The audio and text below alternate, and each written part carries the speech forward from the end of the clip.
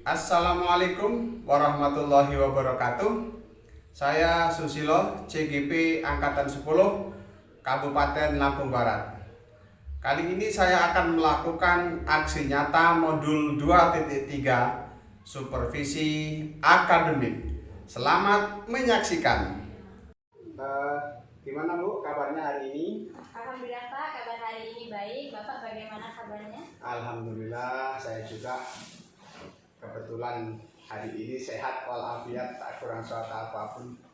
Baik Bu, pada hari ini sengaja saya meminta Ibu untuk ketemu dengan saya.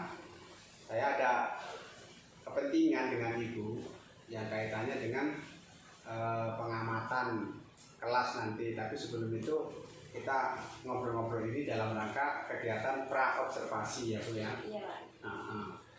Sebelum melakukan observasi di kelas, tentunya ada beberapa hal yang ingin saya diskusikan atau saya ingin tanyakan kepada Ibu, bahwa tujuan saya melakukan observasi ini yaitu untuk melihat proses pelaksanaan pembelajaran yang akan Ibu lakukan, yang akan Ibu laksanakan di kelas nanti, di mana saya di situ akan menjadi seorang pengamat yang akan mengamati jalannya proses kegiatan pembelajaran yang akan Ibu lakukan di bagian-bagian tertentu, terutama bagian-bagian yang menjadi target atau yang ingin dicapai atau yang akan dikembangkan oleh Ibu dalam melaksanakan kegiatan belajar mengajar. Jadi saya perlu sedikit mengajukan beberapa pertanyaan ya Bu ya, boleh ya? Iya Pak, silakan Pak. Materi yang akan Ibu laksanakan pada kegiatan belajar ini kira-kira judulnya apa Bu? Insya Allah materi yang akan saya bawakan nanti terkait dengan mobilitas sosial Bapak. Terkait dengan mobilitas sosial. Baik. Jadi apa yang menjadi tujuan pembelajaran atau materi yang terkait dengan mobilitas sosial itu Bu dalam kegiatan belajar nanti? Iya, dalam proses pembelajarannya nanti tujuan saya melaksanakannya adalah agar siswa mampu memahami pengertian mobilitas sosial, kemudian siswa mampu mengklasifikasikan bentuk-bentuk mobilitas sosial Pak. Jadi saya ulangi lah ya, ada tujuan. Ada dua tujuan dalam kegiatan belajar ini. Yang pertama, siswa mampu menjelaskan apa itu mobilitas sosial. Yang kedua, siswa mampu mengklasifikasikan. Iya, Pak. Nanti masalah itu. Baik, kira-kira di bagian-bagian mana atau di area mana yang ingin Ibu capai ketika saya survei nanti atau ketika saya amati nanti Bu?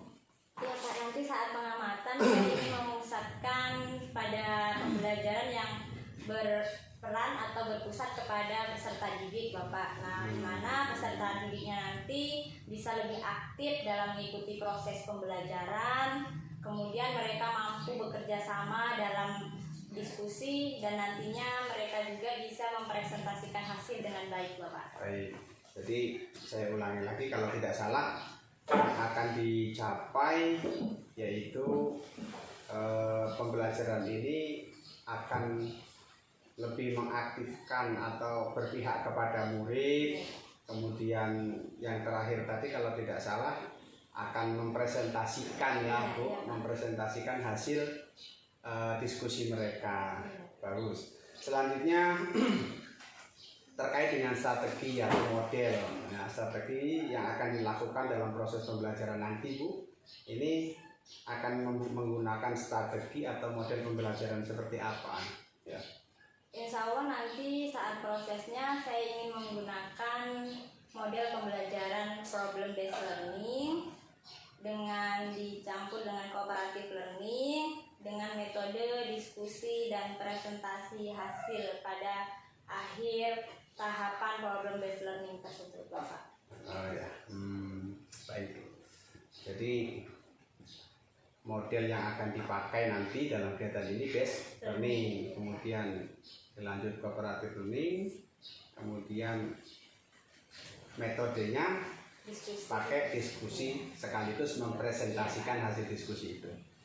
Baik, pertanyaan berikutnya mungkin sudah lengkap ya tadi. Jadi kira-kira Ibu siapnya kapan akan saya observasi atau akan saya amati kegiatan belajar Ibu nanti? Mungkin nanti di hari Rabu Pak, di kelas 8 saya ada di jam pertama Pak. Hari Rabu kelas 8 jam pertama. Oh ya baik Bu, nanti hari Rabu insya Allah akan saya persiapkan segala sesuatunya. Hari Rabu kelas 8 jam pertama ya Bu ya? Iya Pak. Nah, baik. Selanjutnya pertanyaan lagi ya Bu. Tidak bosan-bosan bertanya kepada Ibu mengenai penilaian Bu atau asesmen.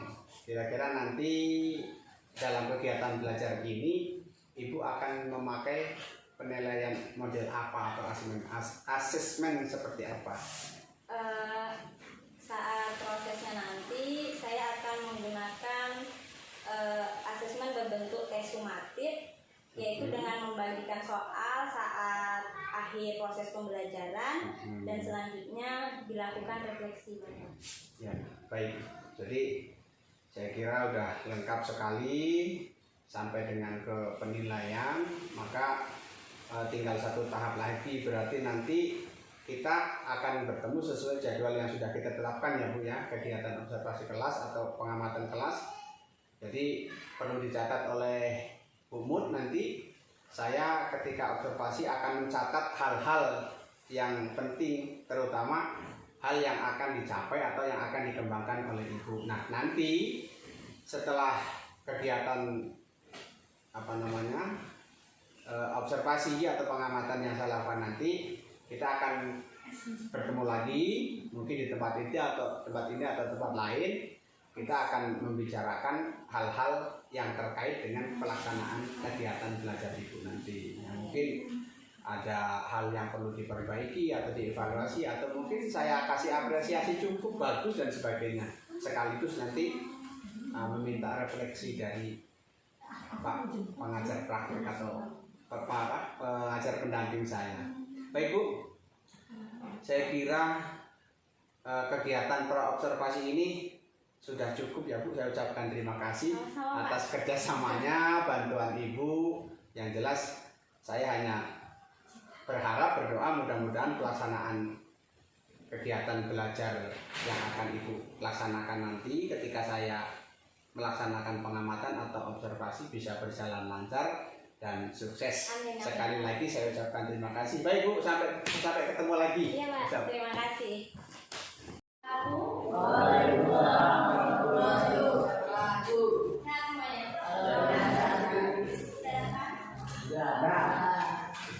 Udah siang Pak ya?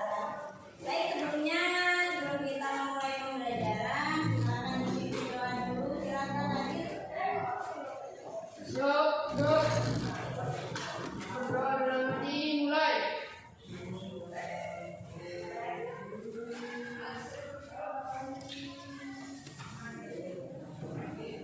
Selesai.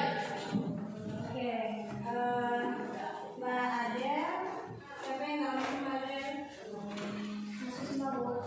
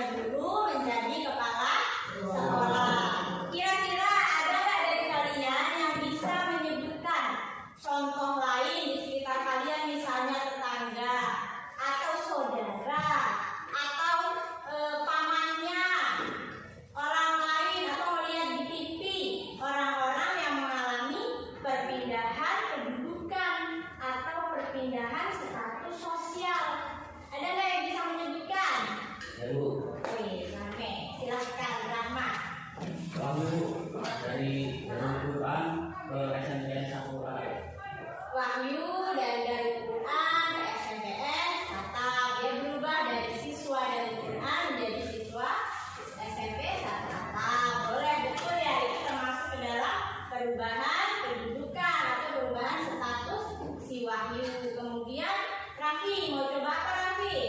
Kayak kalau orang biasa sekarang jadi Pak Eka yang awalnya orang biasa sekarang jadi Pak RT. Betul, itu merupakan contoh dari perpindahan status sosial. Ada lagi yang bisa memberi contoh? Tak ada. Tak ada. Berarti si Rahmat sama Raffi ini sudah mampu memberikan contoh terkait adanya mobilitas sosial. Tangan dong.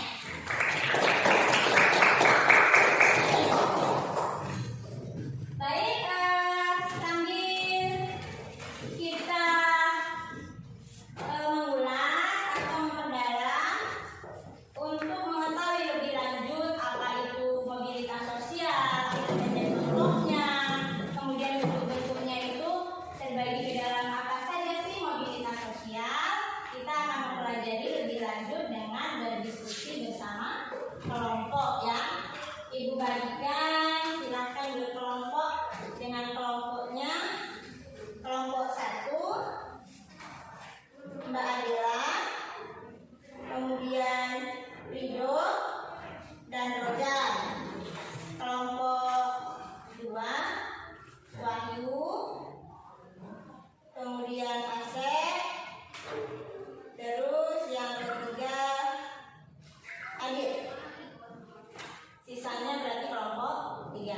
Silakan berkelompok masing-masing. Suka kelompoknya kan?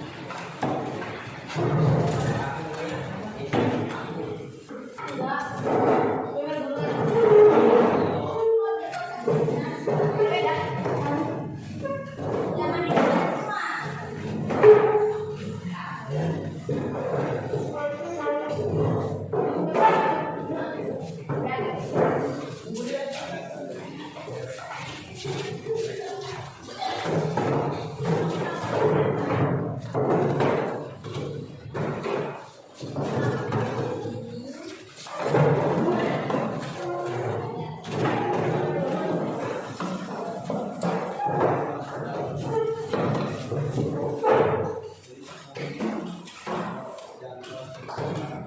Ini baginya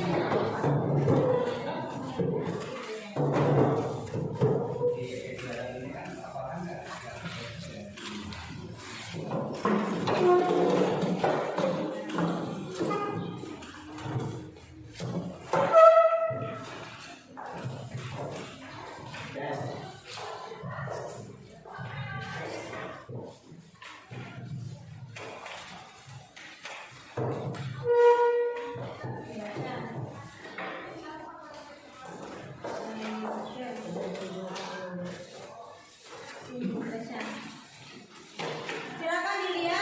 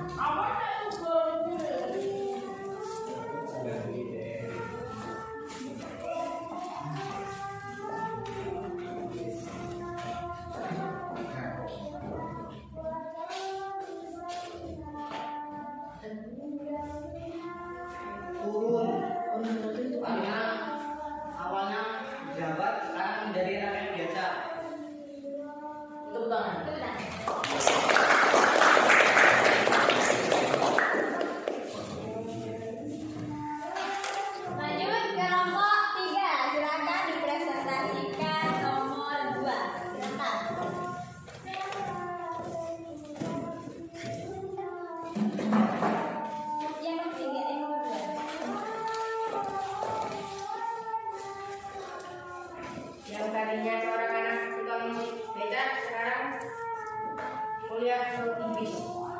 Berarti apa? Mobilitas apa? Naik atau turun?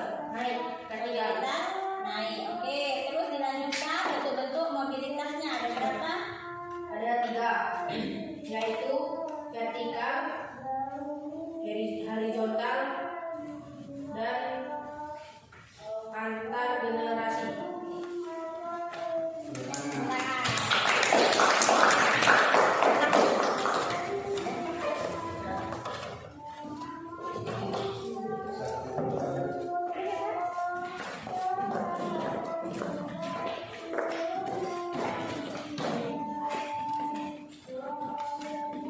Baik, karena waktunya sudah selesai, kita cukupkan.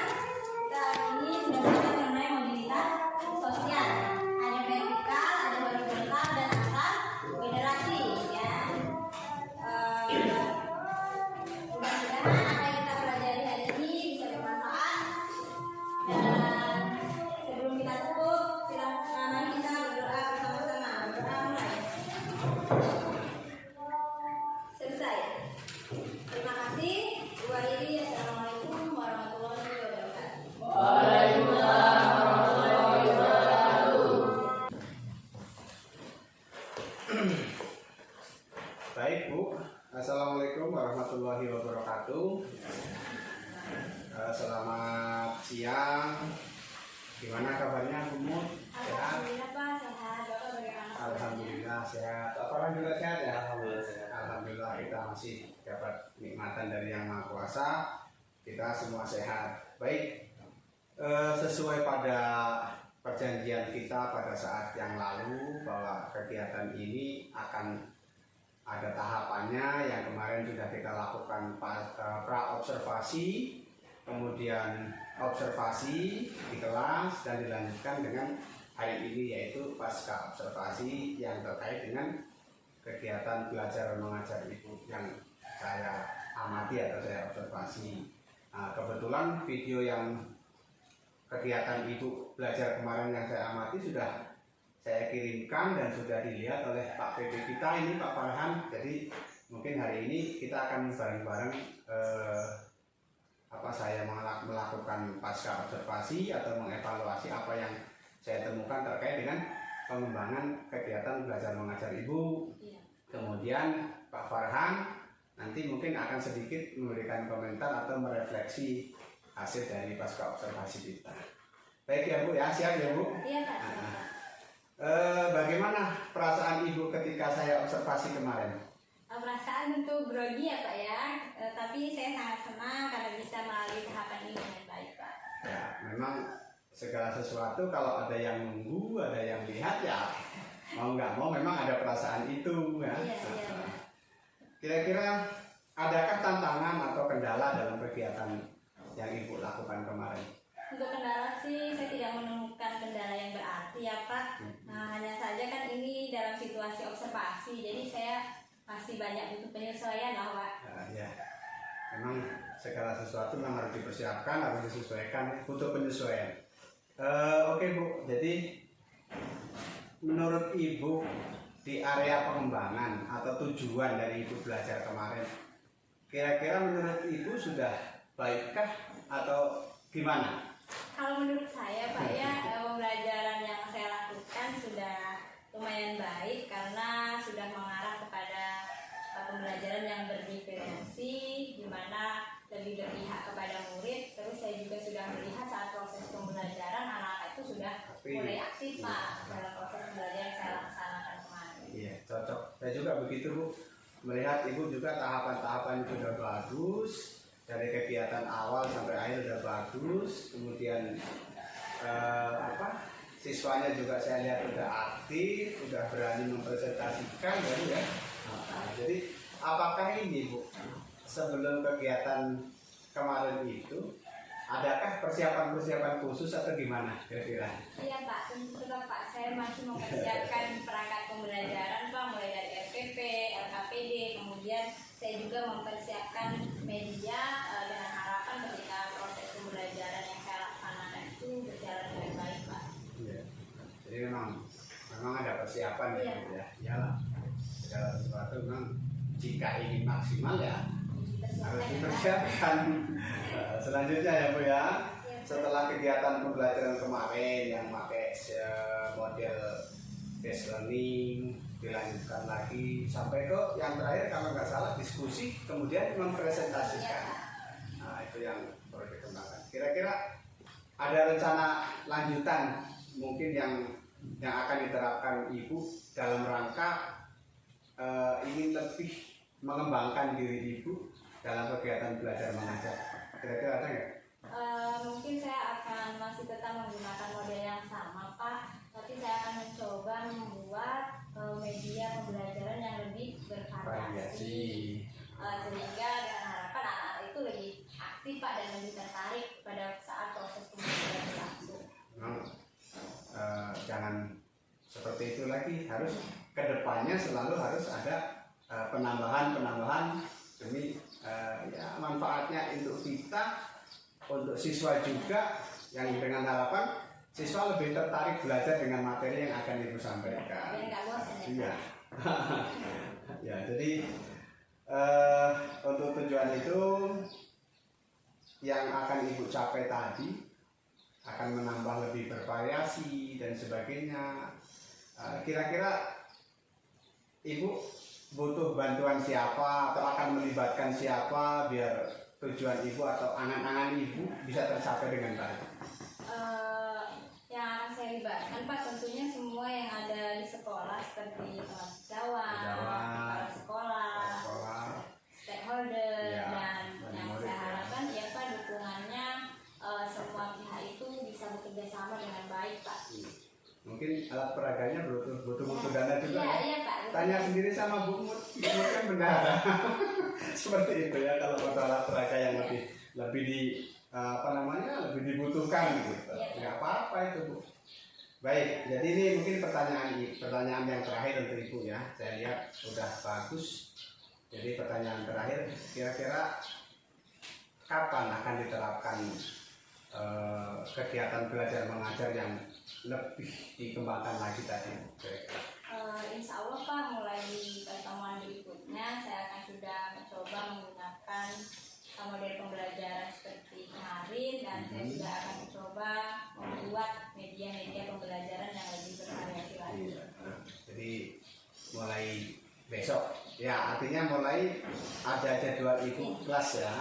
Mungkin besok, mungkin hari Rabu yang akan datang gitu, Ibu sudah mulai melakukan atau melaksanakan kegiatan belajar yang menurut Ibu, menurut kita semua sudah lebih baik dari yang kemarin ya. Baik, saya kira pasca observasi atau obrolan atau diskusi atau mungkin evaluasi hari ini sudah cukup ya Bu.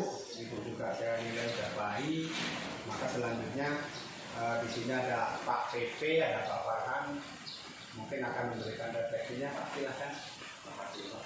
Maaf Ibu mengganggu Iya, sedikit ya. silakan Pak.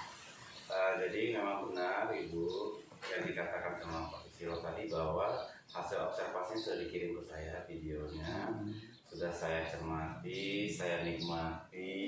Nah itu pengantar tidur lah videonya. Nah, dan saya lihat di sana secara keseluruhan sudah sangat baik.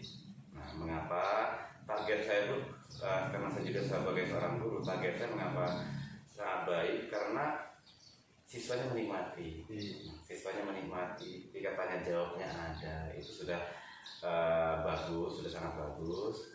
Meskipun tadi kekurangan tadi itu yang harus dilengkapi tadi sudah dibicarakan sama Ibu sendiri. Nah itulah Pak, itu Bapak Ibu gunanya kita ada observasi, pra-observasi, pasca observasi. Bukan berarti untuk mengerjakan guru, bukan, atau bukan berarti untuk pamer kemampuan ya Pak Susilo ya, bukan, tapi sekedar sharing, berbagi praktik baik. Nah kebetulan juga Pak Susilo sudah di luar belajar tentang pembelajaran berdiferensiasi, sudah mulai awal belajar tentang KSE.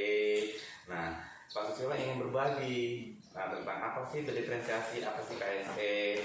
Tadi saya sudah melihat juga pembelajaran berdiferensiasi juga sudah dapat, meskipun kekurangan-kekurangan tadi sudah dibicarakan sama Bu Mo sendiri, yaitu tentang media pembelajaran. Memang sebenarnya dilema bagi kita, Bu. Kita sebagai seorang pendidik itu pengen profesional dalam mengajar, sedangkan kita juga melihat aset kita juga kurang. Nah itu Makanya saya ditawarin Bu, kalau butuh pendanaan gitu ya Pak. Aku tanya saja sama Bu Mut kan bendara. nah jadi ya itu. Jadi sebagai seorang guru kita dituntut untuk kreatif. Nah, untuk kreatif. Untuk kita menggunakan sinyal, sedangkan keberpihakan dengan zamannya, berpihak pada zamannya itu tuh memang sangat bertolak belakang Pak. Sekarang zamannya zaman IT, internet, sedangkan alam kita nggak kayak gitu. Nah, berdasarkan alam kita nggak kayak gitu. Jadi antara zaman sama alam itu sebenarnya tuh kadang-kadang bertolak belakang. Kita pengen profesional, kita ingin berpihak sesuai dengan zamannya, sesuai dengan zamannya, tetapi kodrat alamnya tidak mendukung. Nah, oleh karena itu ya, bagaimana sih caranya agar setidaknya mendekati. Nah, sebagai contoh tadi Ibu sudah materinya apa Bu? Mobilitas sosial sangat jelas sekali, dan saya awalnya tidak tahu Bu apa tuh mobilitas sosial. Ketika melihat Ibu mengajar saya jadi tahu, oh ternyata perpindahan sosial, status sosial. Nah, perpindahan status sosial. Nah, jadi diri kita sendiri juga kita bisa jadikan media, orang tua siswa juga bisa kita jadikan media. Kemudian bahkan foto-foto yang ada presiden segala macam itu tuh bisa kita ambil sebagai media. Nah seperti itu, dengan referensi-referensi yang sudah kita ketahui sebelumnya. Oh ternyata Pak Jokowi itu tuh awalnya adalah segini-gini, ternyata anak-anak mereka sekarang udah jadi seperti ini, udah berdasi. Nah itu juga sudah bisa dijadikan sebagai referensi, dan itu juga Bu sudah kita gunakan sebagai berdiferensiasinya ya Pak ya. Nah berdiferensiasi itu. Nah kemudian juga mungkin Ibu nanti untuk berdiferensiasinya, maaf ya Pak yang berbagi pengalaman. Iya. Dalam tugas umpamanya, mungkin di bagian bawah sana mereka memiliki sinyal, bagian sini nggak ada sinyal. Nah mungkin yang tidak memiliki sinyal, kita siasati bagaimana caranya, mungkin tertulis saja. Yang memiliki sinyal mungkin screenshot atau bagaimana ditunjukkan kepada ibunya. Nah itu berdiferensiasi. Intinya Bu, kita sebagai guru jangan terbatas dengan ketidakpunyaan kita. Nah seperti itu, karena seperti kata pepatah Pak ya, banyak jalan menuju Roma. Nah banyak jalan menuju sukses. Tetapi yang saya lihat itu sudah bagus sekali Bu. Mungkin kedepannya mungkin Ibu lupa atau bagaimana Pak, untuk diingatkan apa itu briefing itu penting. Oh iya. Nah, biar anak saya nggak nganggur, apalagi kalau jam-jam rawan Bu, itu tuh jam-jam rawan. Selain dari itu juga untuk membatasi kita juga Bu, biar kita nggak kelamaan ngaji. Ini seperti itu Bu. Kemudian Bu, setelah observasi otomatis sudah ada obrolannya Pak ya. Tapi saya tidak tahu apa obrolannya, tapi saya yakin Ibu ada target. Kira-kira sebelum observasi dengan setelah observasi, apa yang Ibu rasakan? Saya merasakan sebelum observasi itu kan Pak, saya pembelajaran di IPS ya Pak, saya pegang IPS itu anak-anak masih yang kayak mau kayak enggak gitu Pak. Ketika saya masuk kemarin dengan mempersiapkan rangka dengan ya mencoba untuk yang terbaik ya Pak ya, alhamdulillah anak-anak itu terlihat aktif gitu Pak ya, tidak yang malas-malasan, ngantuk gitu Pak. Alhamdulillah sudah tercapai lah Pak target untuk anak-anak itu lebih aktif dalam proses. Ternyata setelah saya dengar penjelasan Ibu tadi, intinya itu melebihi ekspektasi. Iya. Awalnya Ibu kekhawatiran Ibu tuh anak saya kayak gini, kayak gini, apalagi diobservasi dengan namanya kepala sekolah lah istilahnya. Dan diobservasi dengan kepala sekolah, anak saya akan grogi segala macam. Ternyata tidak sesuai dengan ketakutan kita Ibu ya. Nah, jadi setelah Ibu diobservasi nih, kalau saya kasih rentang, saya nggak suka angka kecil Bu, saya suka angka gede nih. Kalau dari 50 ke 100 nih, kira-kira berapa nih Ibu? Saya Pak ya, saya Jujur nilai diri sendiri Bu, gak apa-apa Bu. Iya Pak ya. Sah-sah saja kok. Tapi saya ini kalau nilai diri sendiri juga kadang agak besar Pak. Siapa tahu sesuai dengan penilaian saya nanti Bu. Mungkin kalau melihat prosesnya kemarin Pak, di angka 85 lah Pak. 85. Iya Pak. Ya, 85 itu sudah sangat bagus Ibu ya. Tetapi karena saya melihat Ibu sudah berani KPD Ibu tadi itu saya lihat itu tuh sudah bisa dipahami anak-anak, anak sudah bisa presentasi dan tidak ada malu-malu. Dan sebenarnya kalau dari saya pribadi itu udah nyampe 90 malah Bu. Untuk saya pribadi. Kurang. Ibu malu-malu tadi tuh berarti. Saya nyampe udah 90 Bu. Nah, jadi intinya itulah Bu, pasti kita berkolaborasi.